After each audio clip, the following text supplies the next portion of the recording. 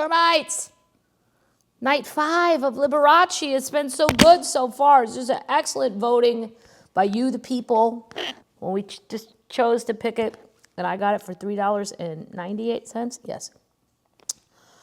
What are we drinking? Look at this. Heaven's Door. Straight bourbon whiskey made by who? Bob Dylan and people and company and team. And it says, we wanted to create a collection of American whiskeys that in their own way tell a story. Our straight bourbon whiskey aged for a minimum of 5 years is exceptional by all measures, smooth and lasting, while notes of baking, spices, and vanilla layered on top of a bed of toasted oak. I don't disagree. I taste a little vanilla, and I like it. And I'm not a big bourbon person, but you know what? I'm trying to taste every alcohol that I've either purchased or been given over time. Okay, paper doll time with the quote. I cut these out before I film this because it takes me a while to do it correctly. Look at the one we have today. Can you see it? Here was the quote. It's on the yellow page. So you have to think about him saying this in this outfit. Understated clothing is not suggested when it's time to ask your boss for a raise. I'm going to disagree. If this man came in and asked for a raise, well, I'd give it to him because I think it's hilarious. And I don't know where you'd find that outfit, so I give him credit just for that. But he might think you're already rich. Maybe you want to go in some little pauper's rags. We'll put him right here. I don't know what we're going to do with those when I'm done. But maybe I'll autograph those and send them out. That'll make people happy, right? Somebody got the Loretta Lynn book. Amber got that. Amber, did you get it? Take a picture of yourself with it. And I've sent some other little things in that box as a little fan giveaway. Why? Because I got nothing else going on. Why not just make somebody happy? Why not? All right. He's tearing it up in Wisconsin. He's only 16. We're only when he's 16. He found out his dad's having an affair. He's very disappointed in him. Now he doesn't want to be in the house that much because he's pissed off and he doesn't want to be around his mom because he's afraid he'll tell her. Then he got a regular gig, $35 a week at the Red Room Bar of the Plankinton Arcade. Florence Kelly, that's his teacher, made no attempt to discourage Walter from playing popular tunes for boozing Milwaukeeans. She understood firsthand the perils of earning a living from musicianship, but she continued schooling the young man in the classics. You have it in you to become a concert performer, Walter. Do you know who else was a concert pianist? For real? Phyllis Diller.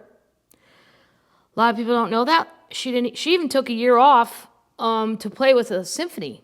I want to say in Hawaii. I don't know if I'm right about that, but I know for sure. And one time I got to go to her house 100 years ago, and she had a piano right there in the family room underneath a giant painting of Bob Hope. She said, well, he's responsible for my career. And I thought, well, there have been a lot of guys that have helped me a lot, but I don't think I'd have oil paintings of them. Like, should I have a big one of Ron White right there? Be weird, especially because he's alive and comes here. He'd really be weirded out by that if he walked in here and all of a sudden I don't know, maybe she helped him a lot more than Ron's helped me. Maybe I'll put Ron on the spot for that. Lewis, maybe Foxworthy, all those guys. Seinfeld, do you help me? Do you deserve a painting? I don't know about that. Anyway, little piece of information about Phyllis Diller, concert pianist and a painter. She painted a lot of stuff, cool stuff. Anyway, moving on. She managed to win him a contract with a Chicago booking agency, which placed him in the community concert course. He was sent to high school, colleges, women's clubs, and other organizations devoted to the uplift of Midwestern culture. I didn't know we had one. Well, I'm going to look into that. Midwest, is there really a thing? Organizations devoted to the uplift of Midwestern culture. See, I would say that's a beer garden. Seriously. We have a lot of Germans in the Midwest. A lot of Eastern Euros that love a beer garden. And the Irish love them just as much.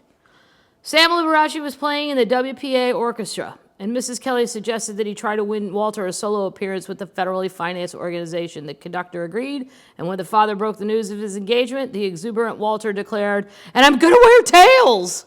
Not at your age, Sam answered sternly. You can wear George's tuxedo. Oh no, Walter vowed. I've worn his hand-me-downs all my life. On the evening of the concert, Walter walked downstairs in an elegant tuxedo with tails on which he had lavished his savings of $27.50. Mom was adoring, Dad was wrathful, George was practical. Have you learned to flip the tails before you sit down? Of course, Walter replied. I've been practicing upstairs. As he reached his first high notes at the concert, the coat cuffs pulled towards his elbow. He'd forgotten to flip his tails! As soon as he came to a musical rest, the tails went flying, and the audience laughed appreciatively. He had learned another lesson on how to engage an audience. That he's going to open with that. Yeah, keep it in the act, A little jokey joke, haha.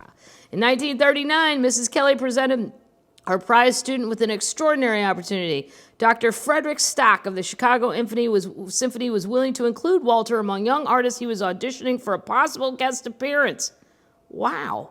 Teacher and student boarded the Milwaukee-Chicago train during a raging snowstorm, and they fretted through the long delays, realizing that Walter's opportunity might be irretrievably lost. But they finally arrived at the orchestra hall. Stock was auditioning still another yet aspiring pianist. The place was forbidding, a huge empty concert hall with no one in sight but the Leone maestro standing in the orchestra pit before a quavering young player at the onstage piano. No, Stock commanded.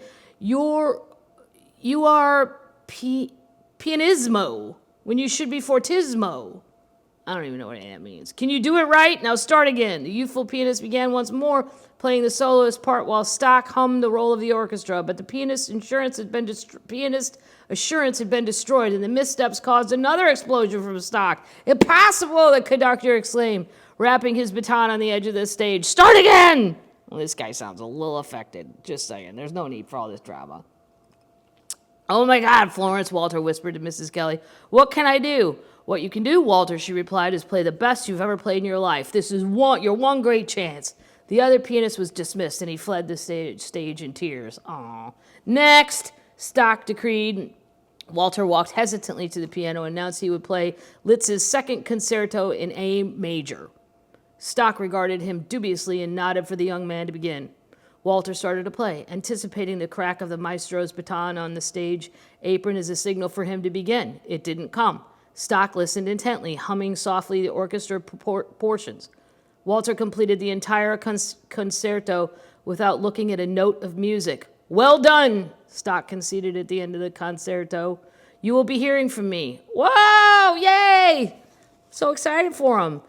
Soon came word that Walter was invited to play with the Chicago Symphony in a concert at the Pabst Theater in Milwaukee. Yay! Walter was overjoyed, but the concert was not for 6 months, and in the meantime he needed to work. He found a job as a pianist in a popular dance band, the Jays Mill Orchestra, which was touring Wisconsin, Minnesota, and Michigan. Great states, but in the winter, very difficult, a lot of stress.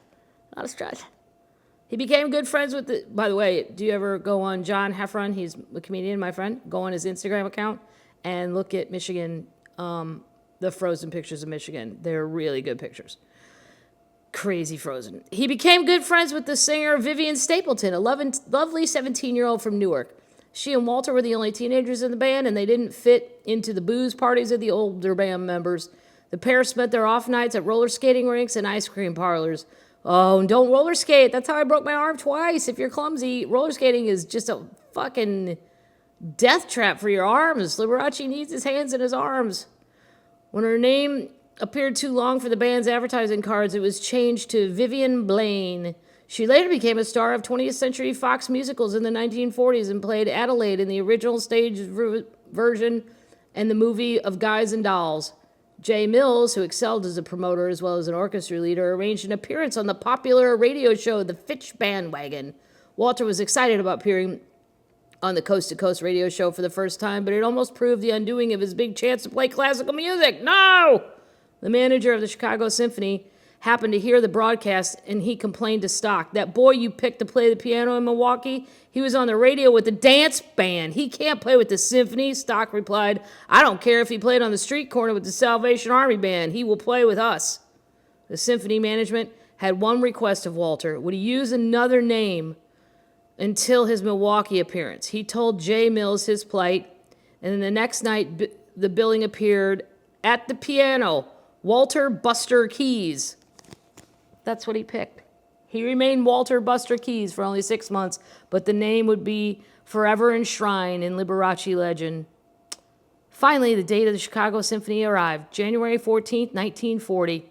Walter's thrill over the performance was tempered when Frederick Stock became ill and was replaced by Hans Lang as conductor. Well. But he played with total confidence and was cheered by his hometown audience. Oh, I can feel it. He's on his way. His neighbors and friends and high school friends poured backstage to congratulate Walter. The most valued accolade came from his father. Rarely had Sam Liberace commented on his son's music except to castigate him for playing popular stuff. Castigate. Never in his life had Walter been embraced by his father. Now he was. Son, I was proud of you, said Sam as tears flowed down from his cheeks. From now on, you can play anything you want to. You've proved to me you can do it. Well, what up, Sam? He's already doing that. I mean, it's nice that you said it, but, day late, dollar short. How about that? Young pianist proves worthy, proclaimed the Milwaukee Journal in Walter's first important review. The music critic Richard Davis cited how the young Milwaukee musician had been chosen in a competition and declared that he had played Liszt's second concerto, or is it concerto? I don't know, in A major, with great credit to himself and his teacher. This is what the guy wrote. The young artist was at no time in difficulty. What a strange way to put it. In mid-song, he seemed to submerge himself in difficulty. But it was apparent that he was proceeding with infinite care, and the swagger approach that goes so well with Litz was somehow missed. Aww. Mr. Liberace did disclose, however, a very considerable gift for brilliant pianism. His technique, while never tested to the full, was fully adequate. His tone was excellent, his musical sense impressive. In sentimental passages, his piano sang with warmth, and there was a sparkle in the froth. At intervals, the pianist seemed a little diffident. It was undoubtedly because he felt his great responsibility and was constrained to take no chances. Yeah, probably they weren't letting Liberace be all he could be. He can't leave 100% out on the field like the athletes. If you won't let him, you got to let him. You got to say, have at it. Dress however you want. Bedazzle the shit out of this song. Go for it. But he's fucking 16. I'm sure he's nervous as shit. On some level. But the opportunities for a serious young musician in the Midwest were scant. What about our Midwestern cultural program? That already fall apart. And since J. Mills had disbanded his orchestra, Walter had to retreat to bars and grills. Back at the Plankinton Arcade, he graduated from the Red Room Saloon to the Green Room Restaurant at $90 a week. Well, that's a big-ass raise. That's another $55 raise from what he was making. At the Green Room, the customers paid more attention to Walter's music. Walter Ludwig, the owner, was amazed at when the patrons applauded after the numbers. No one had ever done that for a pianist in his restaurant before. Ludwig also found that for the first time, customers were lining up for tables and people were calling on the telephone to ask when the piano player would perform. Walter, who sought any chance to escape the tensions between his mother and father at home, spent much of his non-performing time with Ludwig and his wife. When the Ludwigs went on vacation to a lake cabin, Walter accompanied them. Boy, I bet he made that cabin fabulous. I would have given him all the money I had and said, upgrade this little bitch, just to see what would come back. When the Ludwigs, he always took a cardboard piano keyboard and he would practice on it 3 hours a day. Walter was a favorite with all the employees of the Green Room. One Christmas, he'd baked 16 individual fruitcakes, wrapped them in cellophane, and presented them to each of his co-workers. What is not to like about this guy? On October 18th, 1940, Walter was given a night off from the Green Room to appear in concert at the something concert hall for the Sigma Alpha something sorority. I don't know. Iota? Yeah. The hall was only half filled, but the audience applauded the young pianist's renditions of Beethoven's C minor themes and variations, two Chopin things, and Liszt's Mazeppa, and more modern pieces by Poulenc and Niemann. Once more, the journal's Richard Davis was complimentary, exhibiting a prelude of things to come.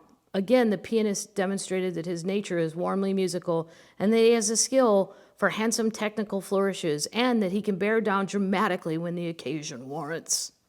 Who does this guy think he is? Mr. Liberace is inclined to be sentimental and perhaps a bit soft, which is a tendency to be watched. He can, however, make the piano sing appealingly, and that is a gift to be cherished. His work is clean and, for the most part, uniformly intelligent. That's a lot of shit to think about just playing a piano, right? Did you have a nice time? Come on. The Milwaukee concert led to other outlying towns. One of them, Liberace maintained, was to prove historic. In a small concert hall in La Crosse, Wisconsin, Walter played his usual smattering of the classics to polite but appreciative audiences. Then, when he finished the major works, he turned to the audience and said, "Well, instead of my usual encores, I'd like to play what you'd like to hear. What will it be?" After an embarrassed silence, a voice in the... Now, see, this is so Midwest. The performer asks them a question, and we sit there because we don't know if we can answer it. We don't know if we'll be kicked out because we've been told not to yell at the performer. I went to the Peabody Opera House in St. Louis, which is also where I work in St. Louis, and I went there to go see Florence and the Machine. And she was great, but we all just sat there, and I don't think she understood why we weren't really getting into it. And in our minds, it's because we're at the Opera House, you're supposed to stay seated. And she actually had to tell us, if you want to, you can get up. And then we felt like we've been given permission, but there's just I'm not saying we're better than other people. It's almost fear, politeness mixed with fear that we're going to get thrown out because the sign said it, so you do it, and then, yeah. So he asked, "What do you guys want to hear?" Nobody says shit. Finally, a voice in the balcony called out, "Three Little Fishes." No idea. The audience laughed. It was the country's most popular song of the moment, a nonsense tune made popular by Kim Kaiser's orchestra with a chorus that went, "Fim little fishes, fim if you can, and they fam all over the dam." Wow. America, I don't know. "Fim little fishes, fim if you can, and they fam all over the dam." No. After the laughter subsided, Walter began playing an introduction in the florid style of Chopin, then mingled it with the unmistakable strains of Three Little Fishes. Oh my God, he combined it! Wow. The audience applauded with delight. Walter continued with the song as it might have been interpreted by Mozart, Beethoven, and Jean-Philippe Sousa. The applause was thunderous when he concluded. "See, he's already figured out his gig. I take the serious ones, and then I go, let's make them a little hilarious." Boom, everybody's into it. For Walter Liberace, the lesson was twofold. He realized, I forgot this paragraph. A reporter from the La Crosse newspaper was in the audience, and he telephoned the Associated Press Bureau in Milwaukee with an item. The story was carried by the AP's National Wire. What? And the newspapers printed it with the headlines such as "Three Little Fishes Swim in a Sea of Classics." Bam! Well done. For Walter Liberace, the lesson was twofold. He realized he could achieve a greater audience response with a combination of classics and popular music. Right. Because people like to have fun. And the classics are hard. Let's not act like they're not. He also understood for the first time the overwhelming power of publicity. Oh, what a good place to stop. It's getting so good. He's so fabulous. I think a lot of people didn't take him seriously because, he was goofy like that. But, he made a great living and he was happy, so there you go. If you knew that he was really, really that talented, you wouldn't care that he was doing dumb shit. You'd appreciate it and be thankful that you didn't have to sit there and listen to hard shit. All right, Termites. Oh, that's got a bite to it. It's good, though. Good for Bob Dylan. Is there any celebrity that doesn't have an alcohol yet? Just asking. I do not. I don't think I'd go with an alcohol, even though I love alcohol. It's just, everybody's doing it, right? Who doesn't have a tequila?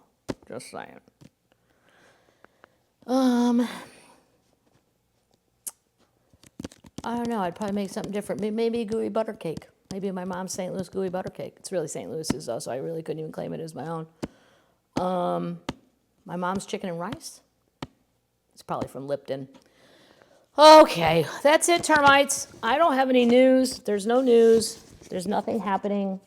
I have more boas, but Amazon can't get to my house. Womp womp.